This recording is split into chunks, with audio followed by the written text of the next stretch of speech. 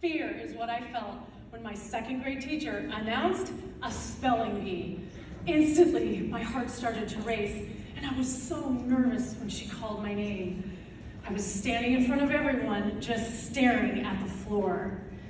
To this day, I don't remember what word I was told to spell, but what I do remember is that I misspelled that word over and over and over until I was told to sit down.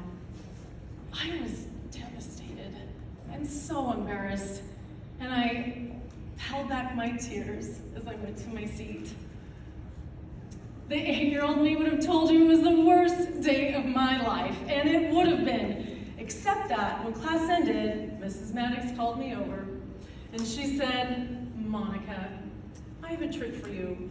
Whenever you're feeling uncomfortable, put your chin up and put your shoulders back. So chin up, shoulders back." And I didn't know how, but in that moment, I felt better. She gave me my first lesson in confidence, and that changed the course of my life. Because from that day on, whenever I saw Mrs. Maddox, I made sure to put my chin up and my shoulders back. And trust me, all of a sudden, Mrs. Maddox was everywhere. So if you haven't already, go ahead, put your chin up and your shoulders back. You see, when you put your chin up and your shoulders back, you look and feel your best. Not just because it increases your vocal power, and not just because it allows you to become more calm during stress, but because it's one of the biggest indicators of confidence. I believe that your confidence in your communication is the life force of your success. From all my years of studying communication and body language, I learned that while mind and body are two separate words, they are inseparable. I moved from fearful to confident, from employee to entrepreneur, and from being in the audience to being on stage. The good news is you can too. To learn more, go to monicavaughn.com.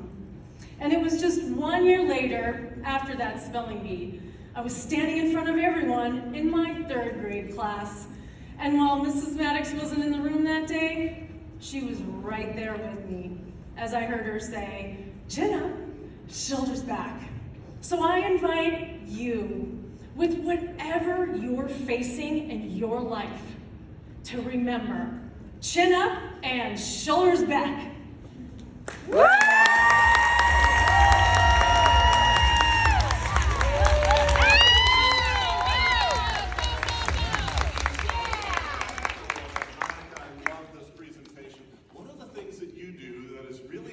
But you do it is you change your size on stage.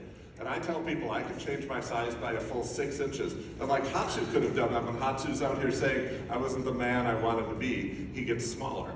And then when he becomes the man he wants to be, he gets bigger. And you do that exact same thing. It's part of your talk, a little bit part of your content. But when you're in that spelling bee, you shrink.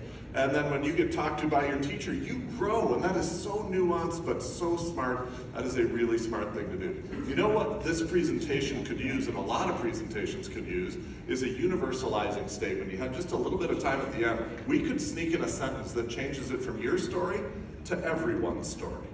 And what that is one sentence right after your very personal story, because most people here haven't been in a spelling bee and screwed it up. Well, maybe y'all have, but most people aren't struggling with that right now. And if you want an audience to say, "Hey, Monica's speaking right to me," all you have to do is add one sentence after the spelling bee story that says, "For me, it was misspelling a word in a spelling bee. For you, maybe you're struggling in a relationship. Maybe you're struggling at work. Maybe you just don't believe in yourself." And then go on with the rest of the presentation. And it goes from your story to their story, and they see why they need your content, and it just changes the whole presentation. So I love the presentation. You're getting better and better at this. I love it. Very good.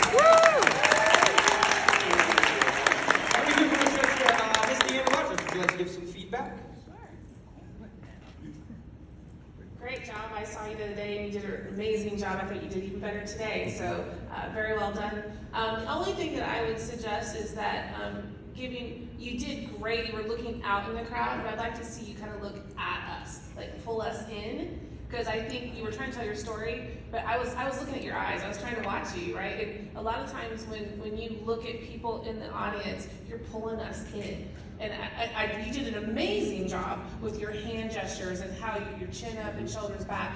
But maybe just use a little bit more of the eye contact directly to people, catch them in the audience, pull them in, because you've got a story to share, and it's an amazing one.